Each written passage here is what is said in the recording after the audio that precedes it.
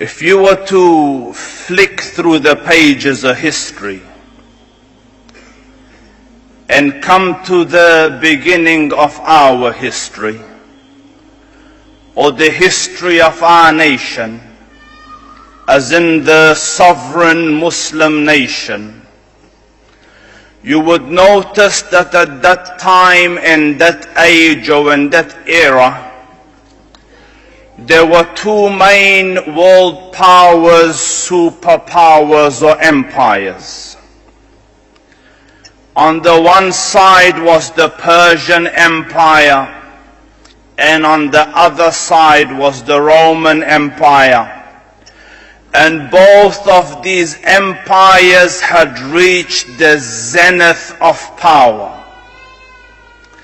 They boasted political stability, economical prosperity, military capability, and an influence that extended over much of the globe. And then there, in the dry deserts of Arabia, lived the Arab race, a semi-nomadic people scattered across an endless desert. Their land was harsh, their climate difficult, their land barren, their people scattered, disunited, uneducated, undisciplined. And on the earth of God, it would be accurate to say that they had nothing going for them. So much so that the great conquerors of the past passed them by and didn't even look twice at them. They didn't even consider them a people worthy of conquest. Alexander the Great passed them by, the Romans passed them by, the Persians passed them by. They were an unnoticed, insignificant, uneducated, unlettered, undisciplined, disunited, scattered group of people that added up to nothing much in the annals of human history. They were small, psychologically small. I don't think you will find too many people in the annals of human history where they bury their own daughters alive.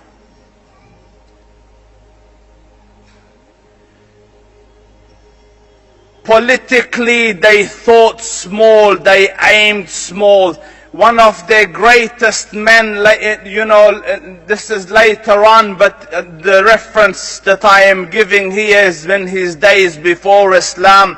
A man came and asked him, Ya Umar, what is your biggest aim in life? What is your biggest goal in life? What do you want to achieve in life? What do you live for?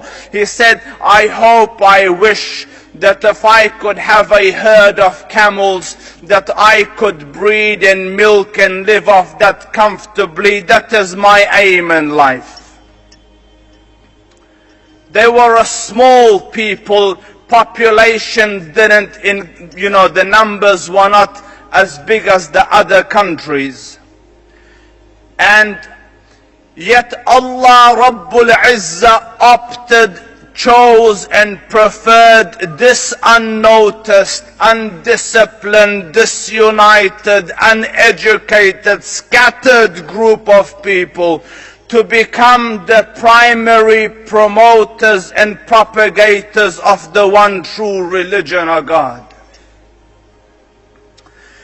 And I study history and I contemplate deeply about it, and for the life of me I am thinking, Ya Rab, The Romans were there, the Persians were there, armies were there, governments were there, governance were there, pomp was there, ceremony was there, and you opt for this unnoticed, disunited, undisciplined, uneducated group of people to become the custodians and the promoters and propagators of the salvation of the human nation.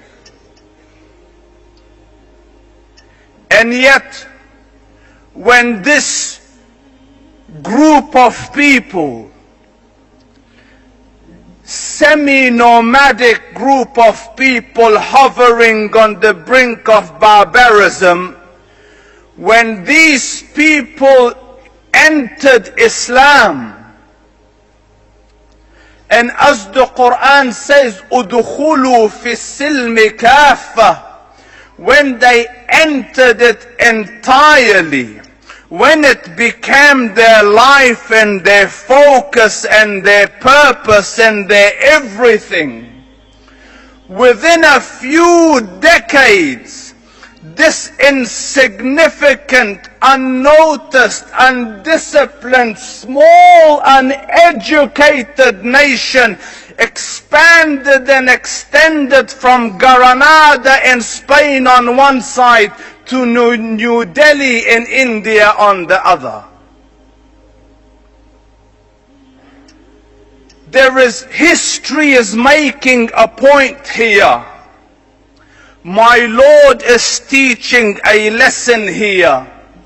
And that point in that lesson is this: that you can be the lowest of low, the most insignificant, unimportant, undisciplined, disunited nation on the face of this earth. But if you were to cling to this rope of Allah, وَاعْتَصِمُوا بِحَبْلِ اللَّهِ جَمِيعًا, you will reach the pinnacles of human achievement. There is not a second truth beyond this. And so far as they held on to this deen, there was not another nation that could show light to them. History calls them the torchbearers of light and education. At the time the Prophet came, sallallahu alaihi wasallam, to Mecca, the historians record that there were 18 people that could read and write in the whole of Mecca. 18. By the time the Prophet left, Arabia had become teachers of the world. And that same Umar ibn al-Khattab radiyallahu anhu, who yesterday wanted to have a herd of camels, they ask him now after Islam, "Ya Umar, what is your goal? What is your purpose? What's the mission of your life? What do you want to live for?" He says, "I want to struggle till the deen of Muhammad reaches every corner of the globe." The small became world notable. The unnoticed became significant. The localized dreams became world vision. The secret formula of change and success was Islam.